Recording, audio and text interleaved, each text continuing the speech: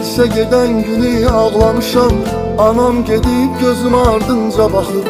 Gülürəm indi mən öz saflığıma. Elə bilmişəm məni tək buraxıb.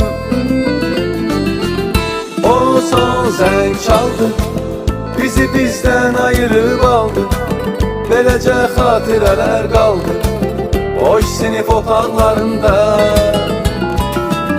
Uşaqlıq bitdi, o gözəl günlərimiz getdi.